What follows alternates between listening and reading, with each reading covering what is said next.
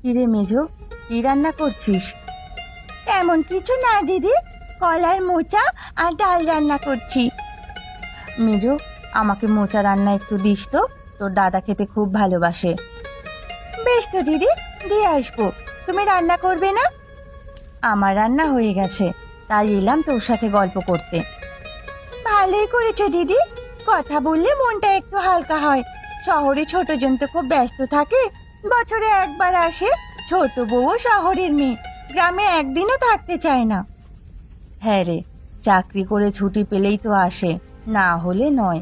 আর ছোট বউয়ের কথা বলিস না, বউটা একদম আসতে চায় না। সত্যি বলতে ওর দোষ দিয়েও কি করব বল, জন্ম থেকে শহরে থাকে, এই জন্য গ্রাম ওর ভালো লাগে না। ছোট বউ না হয় শহরের মেয়ে, আমার দেওর তো গ্রামের ছেলে, ও তো আসতে পারে নাকি? আমরা তো দিন রাতে গ্রামের মাটিতেই পড়ে থাকি, ভালো মন্দ আনন্দ দুঃখ সব এই দোচালা ঘরেই। গ্রামটা বড্ড আপন হয়ে গেছে রে মেজো, এই গ্রাম ছেড়ে মন যেতেই চায় না কোথাও। তোমার কথাটা একদম ঠিক দিদি, এই গ্রামটা মনে হয় নিজে। গোপাল কোথায় গেছে মেজো, দেখছি না যে। আর বলো না দিদি, তোমার মেজো দেওর সকালে নদীতে মাছ ধরতে গেছে, এখনো আসার নাম নেই। আচ্ছা, আমি একটা বাটি নিয়ে আসছি। বাটি আনতে হবে না দিদি, এখানে বাটি আছে, এই নাও তোমার মোচার তরকারি। আমি এখন গেলাম বুঝলি, পরে এসে আবার গল্প করব। বেশ দিদি।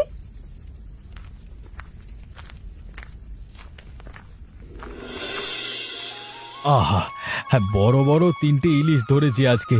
গিন্নিকে বলবো আজকে যেন সরিষা ইলিশ করে। কতদিন হয়ে গেল খাওয়া হয় না, আজকে মজা করে খাবো। হ্যাঁ, হ্যাঁ। দাদা একটু শুনবেন। আমাকে ডাকছেন মশাই? আপনাকেই ডাকছি দাদা। কি বলবেন বলুন। এই গ্রামে গোপালের বাড়ি যেতে চাই, অনেককে জিজ্ঞেস করলাম, কেউ ঠিক করে বলতে পারলো না। আপনি কি চেনেন? গোপালের বাড়ি মানে? আরে আমিই তো গোপাল। তাই নাকি? এত ভালোই হলো, আপনাকে মানে আমাকে বেশি কষ্ট করতে হলো না। হ্যাঁ, কিন্তু আপনাকে ঠিক চিনতে পারছি না, আপনি কে বলুন তো? আমি আপনার স্ত্রীর পিসতুতো দাদা রমেশ। আরে আমরা তো শহরে থাকি, তাই আগে কখনো দেখা হয়নি। আজকে কাজে এসেছে এইদিকে, ভাবলাম আমার বোনের সাথে একটু দেখা করে যাই। ও, ভালোই করেছেন। তবে আমার স্ত্রীর কাছে শুনেছি তার বাবার মানে বাড়ির কুলে কোনো আত্মীয় স্বজন কেউ নেই। আমাদের সাথে ওদের